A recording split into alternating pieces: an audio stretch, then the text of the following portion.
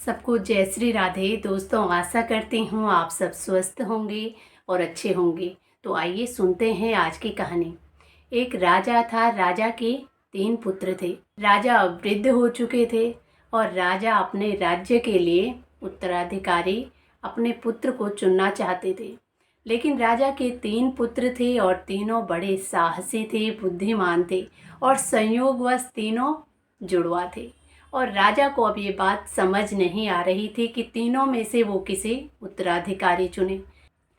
राजा के सामने ये बहुत बड़ी समस्या आ चुकी थी। राजा बड़े परेशान हुए और अब वो एक संत के पास जाते हैं।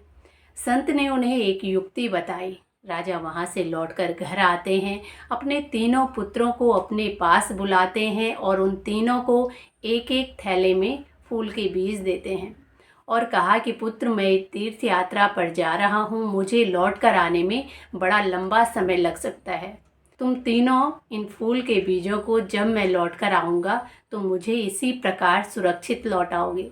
जो भी इस प्रकार इन बीजों को मुझे सुरक्षित लौटाएगा उसी को मैं राज्य का उत्तराधिकारी बना दूंगा। और इतना कहकर राजा तीर्थ यात्रा के लिए निकल जाते हैं। तीनों पुत्र भी उन फूल के बीजों को लेकर वहाँ से चले गए। बड़े राजकुमार ने उन फूल के बीजों को तिजोरी में बंद कर दिया और सोचा कि जब पिताजी लौट कर आएंगे तो यहाँ से निकाल कर पिताजी को दे दूँगा। और अब वो अपने अन्य कार्यों में लग गया। दूसरा राजकुमार जो था वो सोचने लगा कि अगर मैं भी बड़े भाई की तरह इन बीजों को तिजोरी में बंद कर दूँगा तो ये तो खराब हो जाएंगे और जब तक पिताजी आएंगे तो ये तो सड़ जाएंगे। और अब उसने सोचा कि क्यों ना मैं इसको बेच कर आऊँ और जो पैसे मिलेंगे उन्हें संभाल दूँगा। जब पिताजी लौट कर आएंगे तो उन फूल के बीजों को खरीद कर फिर से पिताजी को दे दूँगा। और अब उस दूसरे राजकुमार ने यही कार्य किया।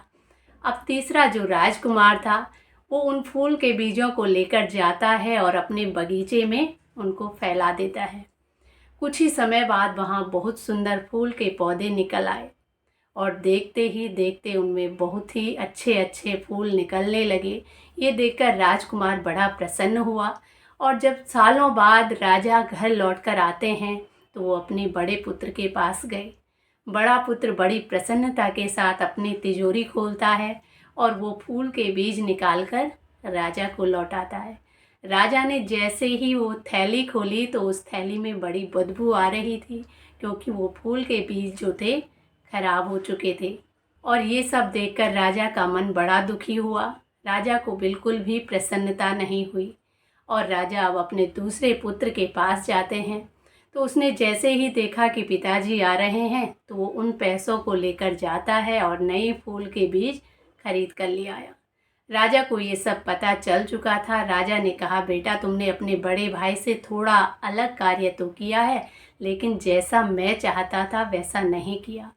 राजा फिर से बड़ा दुखी हुआ और अब कुछ आशा लेकर वो अपने तीसरे पुत्र के पास जाते। राजकुमार बड़ी प्रसन्नता के साथ अपने पिता को प्रणाम करता है और जैसे ही राजा ने उन फूल के बीजों को मांगा तो वो राजकुमार अपने पिताजी को उस फूल के बगीचे में ले गया। राजा ने जब वो बगीचा देखा तो राजा की आंखें खुली की खुली रह गई। राजा को बड़ी प्रसन्नता हुई और अब वो राजकुमार कहने लगा कि पिताजी, अगर आप कहें तो मैं फूल के बीज भी आपको दे सकता हूँ। इनमें फूल के बीज भी बहुत सारे तैयार हुए हैं। जो तीसरा राजकुमार था उसने बड़ी बुद्धिमानी के साथ उन फूल के बीजों को और भी बढ़ाकर अपने पिता को लौटा कर दिया। ये देखकर राजा बड़ा प्रसन्न हुआ। राजा खुशी खुशी से अपने तीसरे पुत्र को ही अपने राज्य का उत्तराधिकारी बना देता है। तो दोस्तों, ये थी आज की कहानी। आशा करती हूँ आप सबको भी पसंद आएगी। कहानी पसंद आए तो प्लीज़ चैनल को लाइक, शेयर एंड सब्सक्राइब ज़रूर करें।